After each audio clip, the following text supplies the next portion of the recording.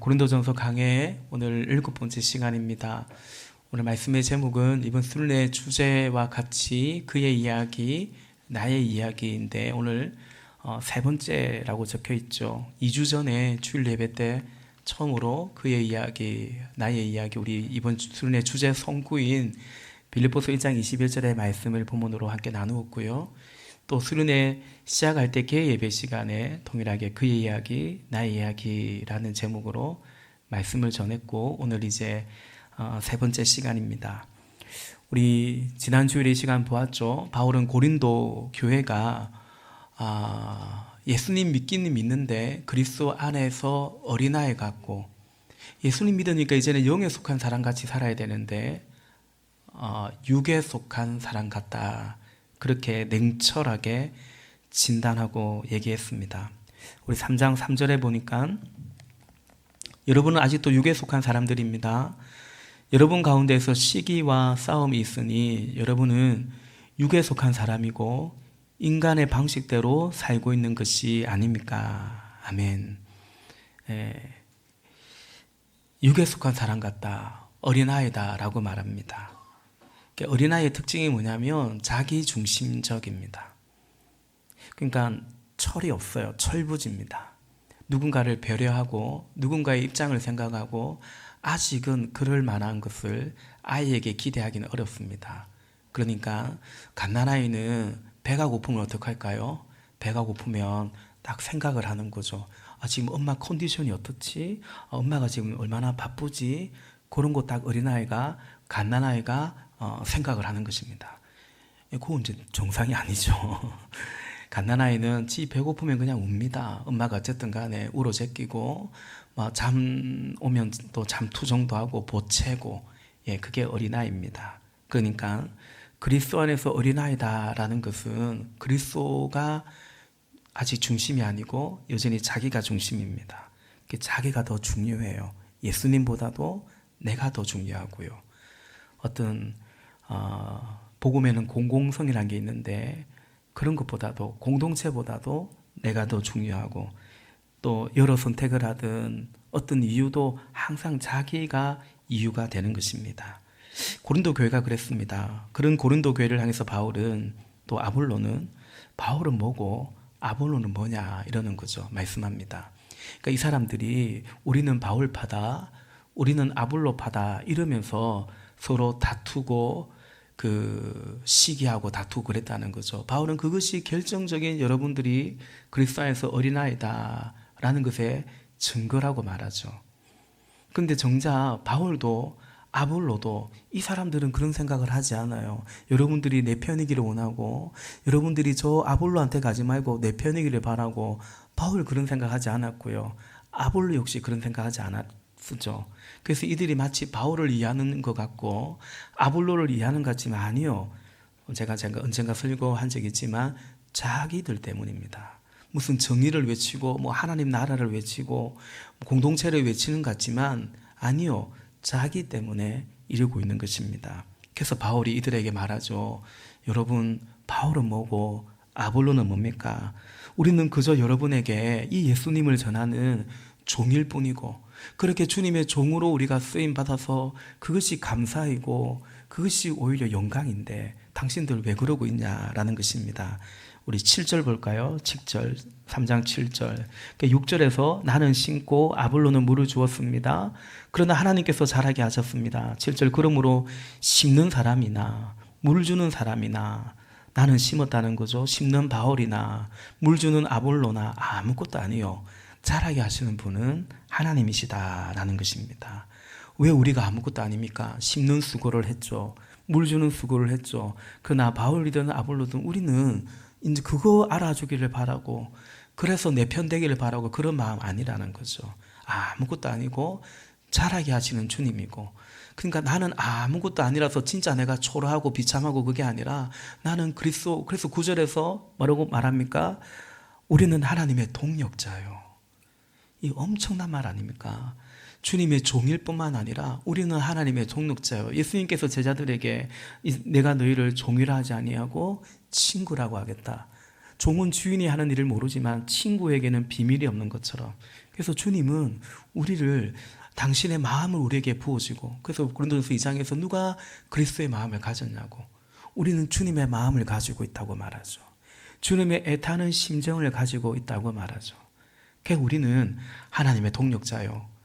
그러나 너희는 여러분은 하나님의 밭이고 하나님의 건물이라는 거죠. 하나님과 더불어 동력하는 바울과 아볼로, 우리는 하나님과 동력하면서 하나님의 밭인 고린도 교회 성도들을 경작해가고, 하나님의 건물인 하나님의 집인 고린도 교회와 성도들을 이렇게 계속해서 지어가고 세워간다라고 말씀합니다. 오늘 본문에서는 그래서 이 하나님의 집, 하나님의 건물인 이 고린도 교회를 어떻게 지어갔는가, 또 여러분들도 어떻게 여러분들의 믿음을, 그리스도인에게는 우리의 믿음 생활이고 우리 인생이거든요. 그 여러분의 인생을 어떻게 지어가야 되는지에 대해서 사실은 말씀하고 있습니다. 이 중에는 아마 토목, 건축 이쪽에 관련된 전공하시는 분, 또 일하시는 분도 계시는데요. 저는 그냥 옛날에 장사는 좀 했지만 잘 모릅니다. 근데 마침 우리 교회가 예배당을 지으면서 처음으로 집을 지어봤습니다. 예배당을 주회전을 지어보면서 어떻게 설계하는 단계에서부터 완공에 이르는 단계까지를 전문가는 아니지만 좀 알게 되었습니다. 그래서 이 말씀이 훨씬 더 그렇구나 또 깨달아지기도 했습니다. 건물을 지으려면요, 기초를 잘 다져야 되거든요. 그죠? 그래서 기초는 무엇이고, 그 기초 위에 어떤 재료로 집을 지을 것인지. 우리 예배당도 공사할 때 여기가 가수원이었거든요. 기초 터다지는 공사를 제법 했습니다. 그리고 우리가 3층까지 재료는 철근 콘크리트로 이제 집을 지었는데, 예배당을 지었는데, 이 법적으로 우리 땅의 지하 몇 미터까지 시추를 해서 그 지질 조사를 하고, 그 지질 조사의 결과 보고서를 또 구청에 내야 되고, 그래서 이제 건축 허가가 최종적으로 이제 건축을 시작하십시오라고 허가를 받게 되더라고요. 그래서 여기에 이 정도 건물을 지을 수 있는 지반이 되는지, 그걸 이제 그 기초가 어떤지를 보고, 그 다음에 어떤 재료로 지을 건지, 그리고 어떤 공법으로 지을 건지, 제가 공법이 뭐고 이까지는 잘 모르지만, 어쨌든 오늘 본문이 바울에서 여러분은 하나님의 밭이고 여러분은 하나님의 건물인데 어떻게 우리가 지어가야 될지, 우리도 마찬가지죠. 우리도 하나님 안에서 우리의 인생의 집을, 믿음의 집을 어떻게 지어가야 될지를 오늘 본문을 통해서 같이 보고자 합니다. 10절입니다. 한 번 더 읽어볼게요. 10절. 나는 하나님께서 나에게 주신 은혜를 따라 지혜로운 건축가와 같이 기초를 놓았습니다. 그런데 다른 사람이 그 위에다가 집을 짓습니다. 그러나 어떻게 집을 지을지 각각 신중히 생각해야 합니다. 11절, 우리 11절은 같이 읽어봅시다. 아무도 이미 놓은 기초이신 예수 그리스도밖에 또 다른 기초를 놓을 수 없습니다. 아멘. 여기 10절에 보니까 나는 하나님께서 나에게 주신 은혜를 따라 지혜로운 건축가와 같이 기초를 놓고 그 기초 위에다가 집을 지었다. 지금 이 말씀 하시는 것 같아요. 은혜를 따라 했다라는 거죠. 그러니까 우리가 인생을 살아가는데, 인생이라는 믿음의 집을 지어가는데 이건 뭐냐면 공법입니다. 어떤 방식으로 우리의 믿음을, 신앙생활을 해갈 것인가, 무엇을 따라 따라 해가신가. 바울은 나는 하나님의 은혜를 따라 한다라고 말합니다. 그러니까 은혜보다 앞서지도 않고요, 받은 은혜가 있으면 그 은혜에 맞게 내가 신앙생활을 해간다. 주의 교회를 섬기기도 하고요. 하나님의 은혜를 따라 내가 다른 길, 다른 방법을 하지 않는 거죠. 인위적으로 어떤 것을 하지 않겠다는 것입니다. 하나님의 은혜를 따라, 내 감정을 따라 하지 않다는 거죠. 혹은 다른 사람 하는 거 봐서 우리 교회 누가 이 정도 이렇게 신앙생활 하네, 그럼 나도 이 정도 하면 되겠네, 그런 누굴 보고 체면치레같이 그렇게 하지 않고요. 그리고 어떤 결과에 따라서도 하지 않는 거죠. 내가 이렇게 했더니 이런 결과가 있고 이런 호응이 있고 이렇게 인정해주고, 그렇지 않든 그런 결과에 따라 하지도 않는다라는 거죠. 여러분, 우리가 앞서 보았습니다. 바울이 여기 고린도 아가야에서 복음을 전할 때 바울의 복음이 다른 지역보다 잘 먹혀들지가 않았어요. 왜냐하면 이 그리스적인 헬라 철학이 발달하고 수사학, 웅변학이 발달하면서 그렇게 말 잘하는 사람이 너무 웅변가들이 많았던 거죠. 그래서 바울은 오히려 바울의 말은 초라하게 보이고, 그래서 고린도 교회 성도들마저도 바울은 말을 잘 못한다, 설교 잘 못한다, 이제 그런 식이었고, 그래서 바울이 어떻게 했습니까? 내가 웅변학원 다녀서 내가 수사학을 배워서 내가 이 사람들 못지않게 내가 말을 잘 전하고 그렇게 기통차게 말을 전하고 그렇게 아름다운 말로 내가 이 사람들에게 복음을 전하고 설득하겠다. 바울은 그렇게 하지 않죠. 그렇게 하면 잘 될지 모르겠지만 바울은 그렇게 하지 않고, 하나님께서는 지금도 여전히 사람의 아름다운 말로 하지 아니하고 전도의 미련한 방법으로 이 구원해 가니까, 오히려 나는 다른 어떤 아름다운 말로 하지 않고 오히려 십자가의 도를 전하기로 결단하며 주신 은혜를 따라, 복음을 따라 이제 그 사역을, 또 믿음의 집을 지어간다라고 고백을 하고 있는 것입니다. 그럼 나에게 주신 하나님의 은혜가 뭔가? 그 은혜를 따라 그것이 기초가 되었다고 말하는데, 하나님이 나에게 주신 은혜는 뭐냐? 우리에게 주신 은혜는 뭐냐? 오늘 본문에 예수 그리스도라고 말하죠. 11절에도 하나님의 은혜를 따라 기초를 놓았고 그 기초는 11절에 예수 그리스도다. 그 기초 위에 집을 져야 된다는 거죠. 여러분, 신앙생활은 예수 그리스도라는 그분을 나의 주님으로 믿고, 하나님의 은혜가, 하나님의 사랑이 다른 어떤 것이 아니라 바로 예수님이라는 사실, 아들을 주시기까지 나를 사랑하셨다는 이 은혜와 이 사랑에 근거해서 우리의 신앙생활을 해간다는 거죠. 그런데 여러분, 제가 한두 번 말씀드린 적이 있는데, 하나님의 은혜가 예수님이라는 사실을 믿지만, 근데 실제로는 그게 별로 내 안에 진짜 감사가 아니고 진짜 감격이 아니고, 그래서 하나님의 은혜가 예수 그리스도라는 이것에 따라서 내 신앙생활, 인생의 집을 지어가지 않고, 특히 예배당에 들어와 보면 거의 다 예수 믿어요. 이건 하나의 그냥 디폴트예요. 그냥 기본값이 되는 거죠. 뭐요. 예수님은 그냥 다 그냥 진화내나 이 사람이나 저 사람이나 그건 그냥 기본값이고, 근데 이 중에서 누구는 뭔가 잘 되는 것 같고, 시험 쳤는데 얘는 붙었는데 나는 좀 안 되고, 똑같이 공부했는데 얘는 뭔가 잘 되고 나는 인정 못 받는 것 같고, 얘는 참 이런 집에서 자랐고 나는 왜 우리 집은 그런가 싶기도 하고. 그러니까 예수 그리스도가 하나님의 은혜라는 사실은 어느새 별로 실감 나지 않는 은혜고요.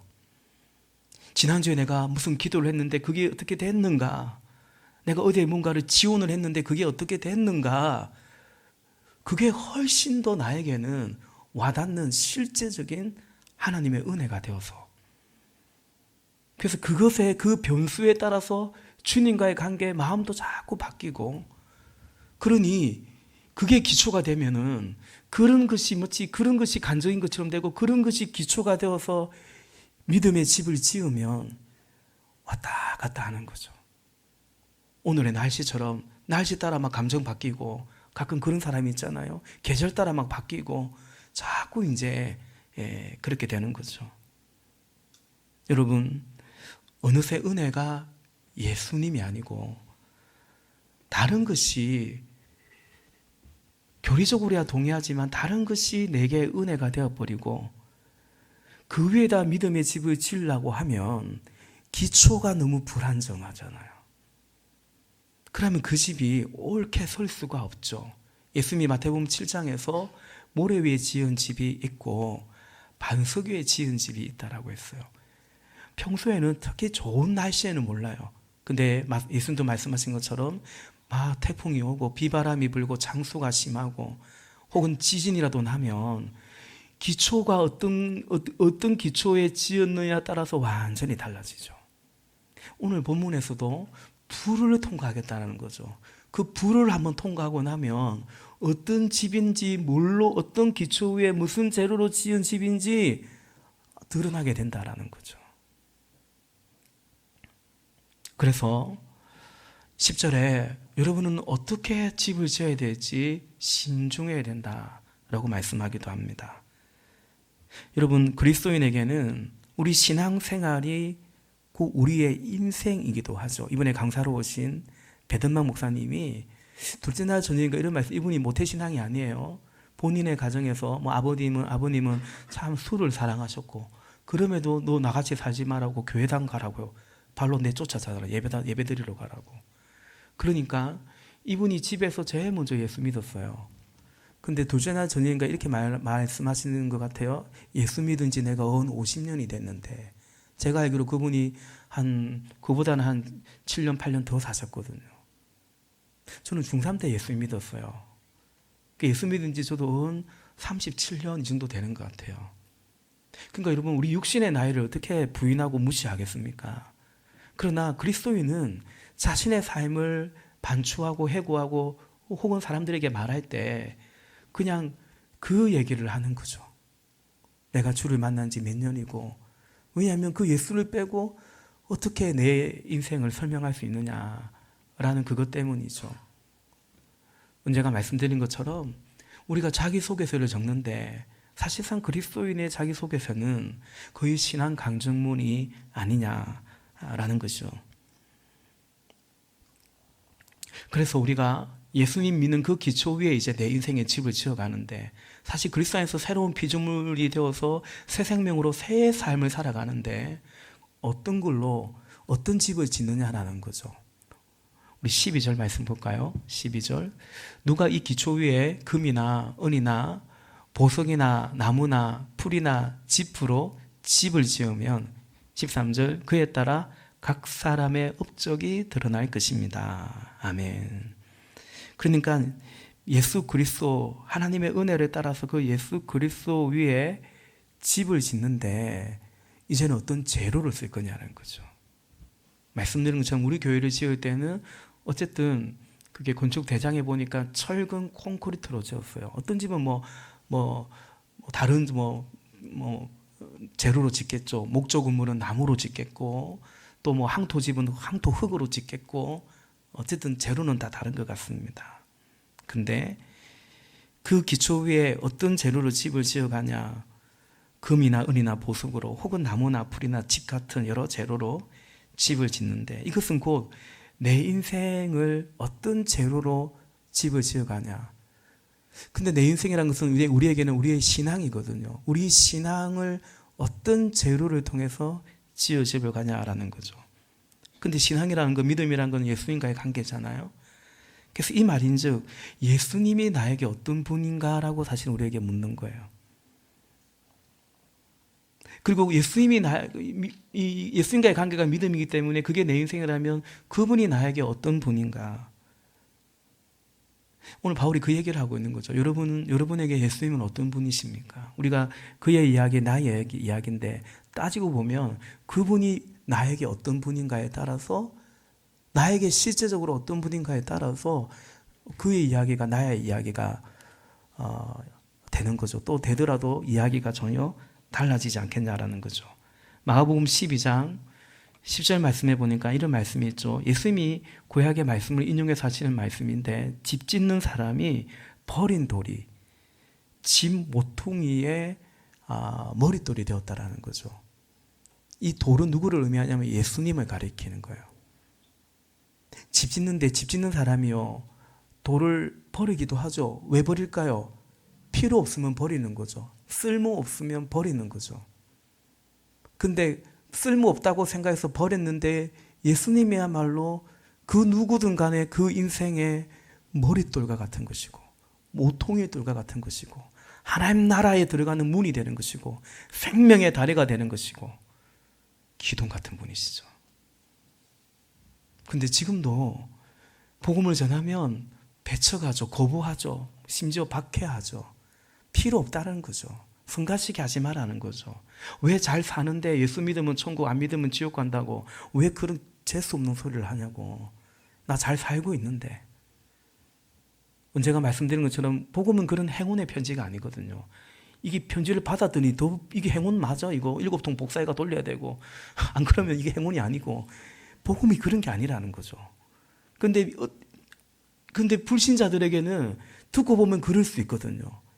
나 그냥 천국 지옥 생각 안 하고 잘 살고 있었는데 당신 죄인이고 예수 믿어야 구원받고 안 그러면 뭐 영원한 불못에 떨어지고. 그러니까 그걸 거부할 수 있죠. 거부하라는 게 아닙니다. 거부할 수 있죠. 그런 우리는 그들을 여전히 품고 가죠. 품고 갑니다. 하나님의 은혜를 구합니다. 그러나 신자인 우리는 누군가는 필요 없다고 버린 그들이 이제 우리에게는 예수님이야말로 내 인생의 집에 머릿돌이요, 뭐 도미돌이요, 기둥이요. 그 고백을 하는 거죠. 근데 바울이 말하는 겁니다. 그렇다면 우리 인생에 있어서 예수님은 어떤 분인가? 라고 묻는 거죠. 여러분, 예수님은 우리에게 어떤 분입니까? 금, 은, 보석 같은 분인가? 아니면 나무나 짚이나 풀이나 그런 분인가? 예수님이 얼마나 나에게 우리 찬송가에 있는 그 찬양처럼 금보다 귀한 나의 주님인가? 아니면 금, 은 이런 거는 보석 귀한 거잖아요. 예수님이 주님은 맞지만 내가 진짜 귀하게 여기는 것은 전혀 다른 대상일 수 있죠. 나 자신일 수도 있고요. 남자친구나 여자친구일 수도 있고요. 나의 꿈일 수도 있고요. 이 땅에서의 나의 삶일 수도 있고요. 우리가 봤지 않습니까? 배드만 교수님 통해서 그 믿음의 선진들의 이야기를 봤죠. 다수가 아니고 소수였습니다. 그러니까 여러분, 하나님이 유유히 흘러가는 하나님의 구원의 역사, 하나님의 사랑은 낮은 곳으로 내려가는데 그 흐름을 타고 간 사람은 많지 않아요. 원래 그리스도인들은 그 흐름을 타고 가야 되는 거죠. 그 물결에. 그러기 위해서는 이 세상의 물결은 거슬러 가는 거죠. 근데 반대가 되면 참 인생이 힘들죠. 하나님의 물결을 자꾸 거슬러 가고 더 올라가려고 하는, 그래봤자 그 다 질그릇인데 도금하고 덧칠하고 치장하는 건데, 개의 예배 때 말씀드린 것처럼 그 세상 물결은 그대로 또 따라가려고 하고. 여러분, 그런 인생이 되면 예수님 믿는데요, 믿는데 예수님은 풀이나 나무나 집 같은. 그래서 신앙생활 할 때 좋은 거는 그냥 소중한 것은 다 자기를 위해서 써버리고, 시간이든 체력이든 청춘이든 물질이든, 오늘 좀 시간 되네, 성경이나 한 장 읽어볼까? 이번 주는 갈 수 있을 것 같네, 예배 한번 갈까? 그러니까 여차하면 예배 안 오는 거예요. 예배는 우선순위가 아닌 거죠. 주님과의 관계가 우선순위가 아닌 거죠.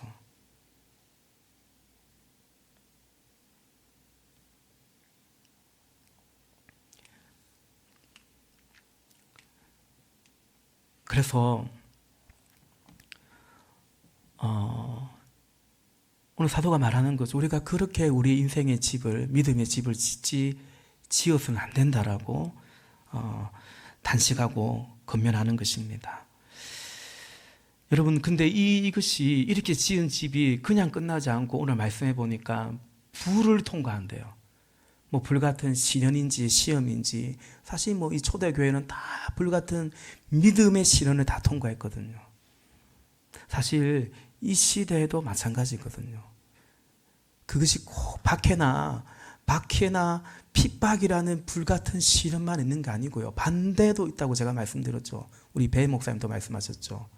그냥 평안이나 안정이나 부유함이나, 어쨌든 그것이 신앙생활에 예수님을 떠나는 것이 된다면 결국은 다 불같은 시련을 통과하는 거예요. 예수 믿기 좋을 때는 없어요. 세상이 그렇지 않기 때문이죠. 오늘 이렇게 말합니다. 13절 제가 다시 한번 읽어볼게요. 13절에 그에 따라 각 사람의 업적이 드러날 것입니다. 그날이 그것을 한이 보여줄 것입니다. 그것은 불에 드러날 것이기 때문입니다. 불이 각 사람의 업적이 어떤 것인가를 검증하여 줄 것입니다. 14절, 어떤 사람이 만든 작품이 자신의 그 지은 집이 그대로 불 속에서도 그대로 남으면 그는 상을 받을 것이고, 15절, 어떤 사람의 그 작품이, 그 건축물이, 인생이 그 불 속에서 고마 다 타버리면 그는 손해를 볼 것입니다. 사실 개역개정에는 해를 입을 것이면데 저는 그 번역이 더 마음에 들어요. 해를 받을 것입니다. 15절 끝에 그러나 그 사람은 구원을 받을 것이지만 불속을 헤치고 나오듯 할 것입니다. 그 현대의 성경에서 15절을 더 쉽게 번역한 것 같아요. 우리 15절을 보면 그런 사람은 구원을 얻어도 마치 불 속에서 간신히 헤쳐놓은 것과 같을 것입니다 라는 거죠. 불을 통과하면서 끝날에 결산의 날에 다 드러나게 된다. 그 사람의 업적의 삶이 믿음이 어떤 것인지를 13절 끝에 보니까 불이 금증한다라고 말합니다. 금과 음은 불 속에서 타지 않습니다. 금과 음은 불 속에 들어가면 어떻게 되죠? 불순물이 더 제거되면서 정금이 됩니다. 더 고퀄리티의 금이 되죠. 그러나 나무나 풀이나 짚은 불 속에 안 남죠. 짚이나 풀은 아예 없어질 것 같고요. 나무는 그래도 재는 남겠죠. 잘하면 숯불 고기 구워 먹을 수 있도록 숯으로는 쓸 수 있을지도 모르겠습니다. 재가 되는 거죠.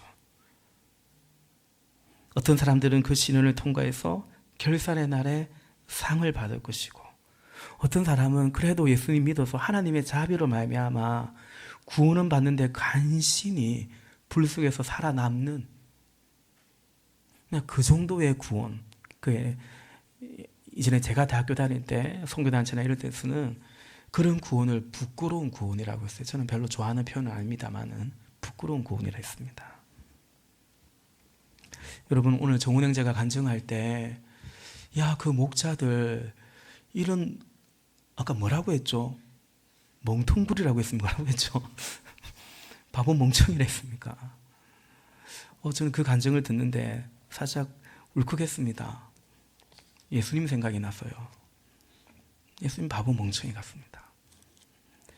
옛날에 얼마 전에 작년에 우리 기도원에서 봤던 케냐의 이원철 선교사님이 그런 얘기했죠. 그 고백을 했죠.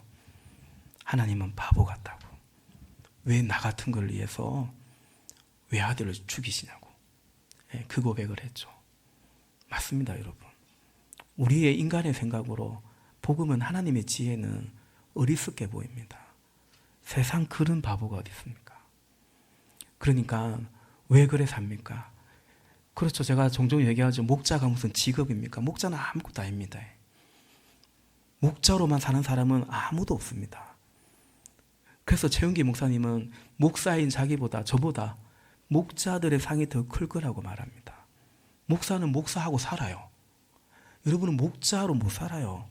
목자이면서 학생이든지, 목자이면서 직장인이든지, 목자이면서 자영업자든지 다 그렇지 않습니까? 취준생이든지. 그러니 여러분 목자의 상이 가히 더 크지 않겠냐는 거죠. 우리 정운행제는 목자의 간증을 들으면서 영혼 구원에 미쳤다 고백을 했는데 맞아요. 근데 사실은 예수님께 미친 거죠. 바울이 고백하는 것처럼 우리가 미쳤어도 하나님을 위한 것이고 정신이 온전하다면 너희를 위한 것이니 하나님의 그리스도의 사랑이 우리를 강건한다는 거죠. 이건 내가 그러고 싶어 그런 게 아니고 하나님의 사랑이 우리를 강건해서 그렇게 살아가노라. 바울이 나는 심었고 아볼로는 물을 줘서 우리는 아무것도 아니라는 거죠. 아무것도 아니도 괜찮습니까? 우리 아무것도 아니면 안 되잖아요. 나 아무것도 아니래요. 그래도 괜찮다는 거죠. 주님의 종으로. 그래서 예수님을 사랑하니 그 주님의 소원이 영혼 구원에 이제 그 주님의 소원을 이루고 드리라는 열정이 생기는 거죠. 그리고 그래서 행복하다라고 고백을 하는 것 같습니다.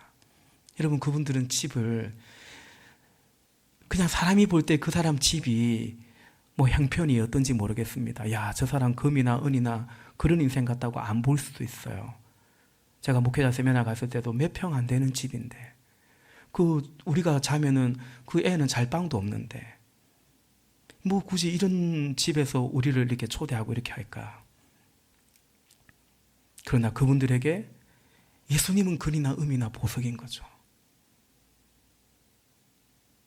그러나 그렇지 않은 분들도 있죠.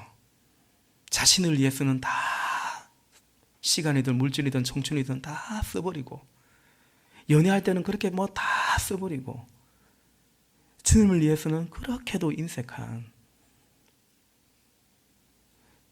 저는 사실 이 말씀 준비하면서 월요일날 저녁에 이 말씀 읽으면서 사실은 눈물이 났어요.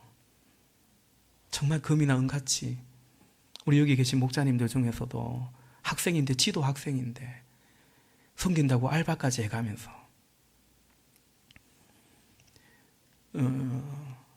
예수님을 그렇게 축복이죠. 그래서 나에게 예수님이 그런 분이 된다는 것은 얼마나 귀한 복입니까?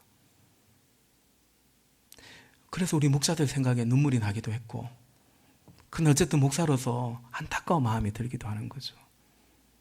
어떻게 그렇게 예수님이 우리에게, 여러분, 예수님 우리에게 금, 은, 보석같이 그렇게 여김을 받아야 되고 그렇게 취급을 받아야 되는 분 아닙니까? 근데 예수님 너무 초라하게 취급당하는 거죠. 제가 청년부 할 때는 막 뭐라 했어요. 그렇게 막 텀블러에 같은 컵 이런 거 들고 오고, 커피 들고 오고, 저는 그거 잘 안 사 먹습니다. 근데 헌금하지 않는 거죠. 그러니까 마음이 아파요. 헌금 얘기한다 이게 아니라 어떻게 주님께 이렇게 빈손으로 놓으냐. 누구 찾아갈 때 우리 빈손으로 잘 안 가는데, 물론 하나님이 누구든지 오라, 목마른 자도로 오나 값없이 오라 말씀하시지만, 근데 우리 중에는 아직 믿음이 없는 분들은 그렇게 와야죠. 온 것만도 너무 감사하죠. A가 그러면 얼마나 감사해요. 근데 예수님 주님이라고 막 그렇게 고백을 하면서 주님을 너무 초라하게 만드는 거죠. 그렇게 인생을, 신앙의 집을 지어버리면 나중에 어떻게 되겠냐. 그래서 여러분, 제가 1부 예배 드리면서는 그런 말 하지 않았지만 2부 예배 드릴 때는 그런 마음이 들어요. 여러분 젊잖아요. 젊은 날에 여러분이 집을 지을 시간과 기회가 여러분에 많이 있는 거죠. 우리 배덕만 목사님 말씀처럼 우리가 속한 모든 영역에서 그리스도의 제자의 삶으로 살아가는 것이 어떤 것인지, 믿음의 선진들의 그 눈물의 기도와 희생 속에 여기까지 왔는데 지금 이 시대에 우리는 어떻게 그렇게 살아가야 될 것인지, 그래도 이제는 그래도 고민할 수 있잖아요. 그냥 이게 아닌데 사는 게 이게 아닌데 그러면서 어쩔 수 없이 그냥 묻어 살아가기에는 아직은 젊지 않습니까? 아깝지 않습니까? 주신 말씀이 있다면, 복음이 있다면 그게 한 번쯤 내가 고민할 수 있고 고뇌할 수 있고 기도하면서 예수님이 나에게 어떤 분인지 고백하면서 살아갈 수 있는 기회가 있는 거죠. 제가 종말에 관해서 오전에 특강할 때 하나님의 관심 구원에 있다고 했습니다. 주님이 이렇게 드디 오는 이유도 한 사람이라도 더 구원하기 위해서지 다른 이유가 없습니다. 그래서 우리가 구원받은 거 아니겠습니까? 주님이 더 빨리 왔더라면, 그러나 이렇게 더디 오셔서 우리가 구원받았고, 그리고 지금 내가 품고 있는 그 영혼을 생각해서도 주님 좀 더 참아주십시오. 한 해만 더 참아주십시오. 그 예수님이 비유에 말씀하신 것처럼 사실은 그것이 이제 그리스도의 마음을 가진 그리스도의 사람들이거든요. 고린도전서 5장 5절에 이렇게 말합니다. 이런 사람을 사탄에게 넘겨주어 육체는 파멸되더라도 영은 주님이 재림하신 날에 구원받게 하십시오 라고 말합니다. 그러니까 고린도 교회 안에 계속 말씀을, 교회의 문제를 일으킨 사람이 있는 거죠. 바울이 기도하는 마음으로 그 교회 리더에게 말하는 거죠.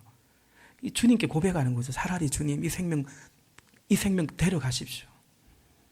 그리고 그 영혼은 좀 구원해 주십시오.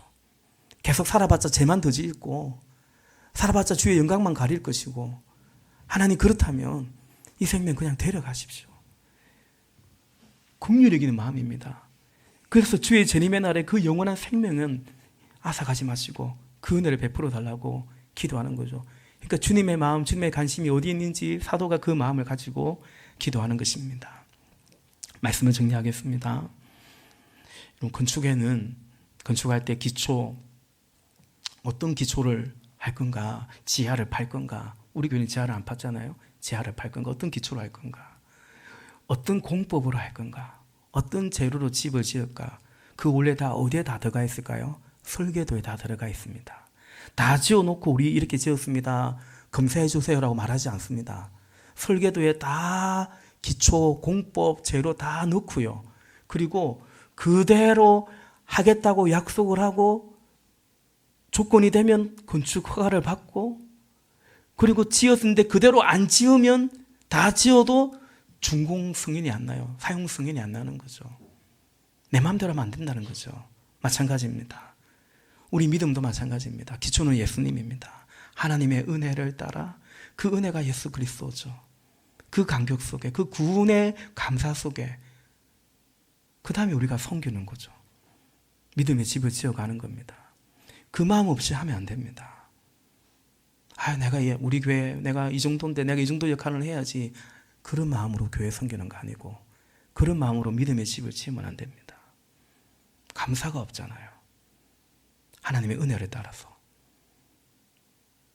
무슨 열정 아니요. 그 열정을 따라 하면 안 됩니다. 하나님의 은혜를 따라서. 어떤 내가 잘하니까 열매가 많으니까 아니요. 그것도 아닙니다. 요한복음 15장에 나는 포도나무요 너희는 가지리 내가 저 안에 그가 내 안에 나를 떠나서는 너희가 아무것도 할 수 없다. 여러분 열매의 가지에 열매가 맺혀요. 종종 얘기하죠. 열매에 우리의 마음에 가면 안 됩니다. 포도나무에서 떨어져 버리면 열매와 같이 그냥 떨어져 나가는 겁니다. 생명은 포도나무에 붙어있는 그 포인트죠. 접붙임이죠. 그래서 우리가 먼저 하나님의 나라와 의를 구한다는 것은 무슨 일을 하는 게 아니라고 했죠. 지난 수요일에. 그분의 다스림 가운데 그분과의 관계 안에 거해야 되는 거죠.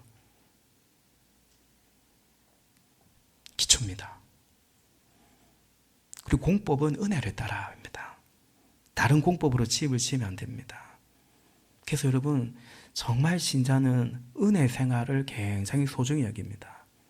옛날 어른들은요 은혜 생활 요즘 어때요? 이런 얘기를 했습니다. 제가 자랄 때만 해도 요즘 은혜 생활 어떠냐고. 그러니까 신앙생활은 은혜의 생활이라는 거죠. 요즘 은혜 가운데 있습니까? 말씀의 은혜, 기도의 은혜, 새벽 기도의 은혜, 예배의 은혜. 은혜 생활이 신앙생활이거든요. 은혜를 따라 그 공법으로 우리 인생을 지어가야 됩니다. 내 경험을 따라 아니요. 내 능력을 따라 아니요. 내 꿈을 따라 아니요. 은혜를 따라입니다. 그리고 사실 그 기초와 공법이 예수 그리스도와 그분의 은혜 가운데 명확하면 분명하면요. 어떤 재료를 쓸까는 사실 별로 어렵지 않습니다. 예수님이 나에게 어떤 분인가에 대한 믿음이 있기 때문에 어디에 내가 내 삶을 드릴지 누가 더 소중하고 내 소중한 것은 어떻게 내 삶을 드릴지 꼭 목사 되고 선교사 되는 것이만은 아니고 그것은 별로 사실은 굉장히 자연스럽게 오히려 정해져 갑니다.